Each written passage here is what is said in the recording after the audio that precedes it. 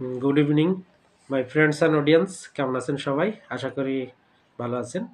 আমি ডক্টর আশিস মজুমদার আজ আপনাদের এই সান্ধ্যকালীন অধিবেশনে সবাইকে স্বাগত জানাচ্ছি। তো আজকে আমাদের নির্দিষ্ট যে লেসন সেটি হবে একটি মেডিকেল লেসন, এবং যারা হোমিওপ্যাথি পেশার সাথে আছেন বা এই সায়েন্সকে যারা ভালোবাসেন তাদের জন্য আজকের এই টিপস। অন্যরা নন মেডিকেল যারা আছেন ওনারা আজকের ভিডিওটা দেখবেন না। তো বাই দ্য ওয়ে, সুন্দর একটি টিপস দিব। সেই টিপসটি কীরকম একটু দেখে নিন। এটা হয়তো আগে আপনারা কখনো পেয়েছেন কি না আমার সন্দেহ, তারপরেও আমি সেটি শেয়ার করছি। পেয়ে থাকলে তো পেয়েছেন, আর না পেয়ে থাকলে আজকে সেটা জানতে পারবেন। তো টিপসটি কি? দেখুন, আমাদের ক্লিনিকে অনেক সময় অনেক পেশেন্ট আসেন, উম, নির্দিষ্ট কোনো রোগ নিয়ে ধরুন আসলো, এসে যদি বলেন যে ডাক্তারবাবু আমার তো এই রোগ হয়েছে বা সেই রোগ হয়েছে, তো আপনার ওষুধ খেলে তাড়াতাড়ি ভালো হবে তো, তাড়াতাড়ি ঠিক হবে তো। এবার আপনার কি কাজ?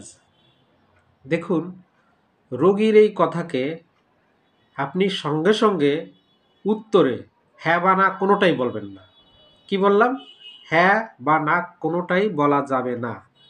রোগী বলছে আপনার ওষুধ খেলে তাড়াতাড়ি ভালো হবে তো, আপনি যদি হ্যাঁ বলেন বা না বলেন তাহলে আপনি বড় একটা ভুল করে ফেলবেন। কোথায় ভুল সে জিনিসটা এখনই দেখাচ্ছি আপনাকে।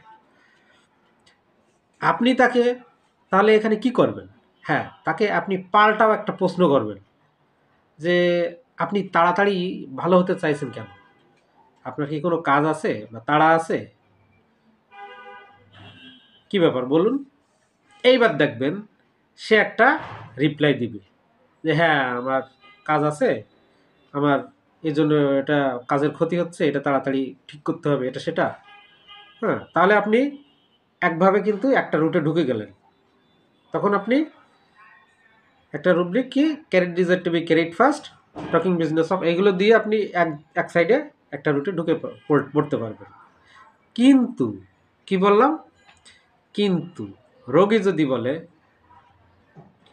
এই শহরে এক ডাক্তারবাবু ছিলেন, ওনার কাছে আমি মাঝে মাঝে যেতাম, মাত্র এক ফোঁটা ওষুধ দিত, কি চমৎকার রেজাল্ট ডাক্তারবাবু, এত সুন্দর ওষুধ দিত। আর এখনকার ডাক্তাররা মোটেও ভালো ওষুধ দেয় না, খালি ঘুরায়, ভালো ওষুধ দেয় না, অমুক তমুক।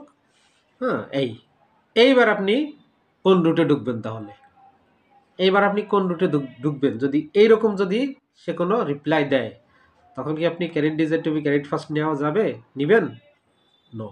অতএব যা করবেন ভেবে চিনতে, আপনাকে বারবার সুযোগ দিবে না।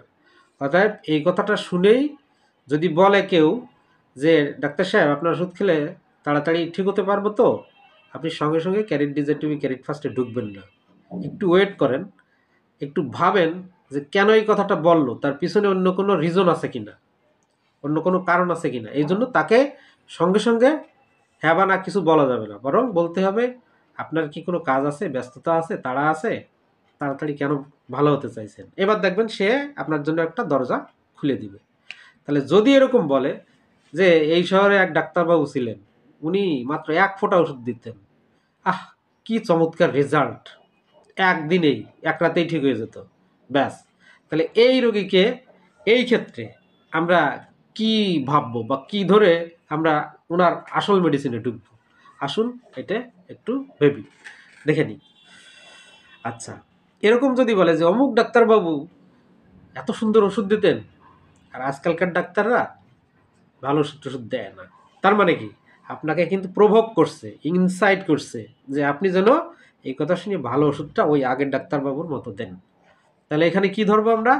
Mind inciting others, mind inciting others এই রুব্রিকটা নিতে হবে, এবং এর পাশাপাশি ধরবেন মাইন্ড টকিং বিজনেস অফ। এই দুটো রুব্রিক ধরলে আমাদের মেডিসিন কি আসবে? হায়োসিয়ামাস। তো আপনি এরকম পেশেন্ট পেলে হায়োসিয়ামাস, হ্যাঁ, অবশ্যই দিবেন, এই ভুল যেন আপনার না হয়। তো ঠিক আছে, থ্যাংক ইউ ভেরি মাচ। আজকের টিপসটি কেমন লাগলো অবশ্যই এটা কমেন্টের মাধ্যমে জানাবেন। সাথে থাকবেন, পাশে থাকবেন। সবাইকে শুভ সন্ধ্যা।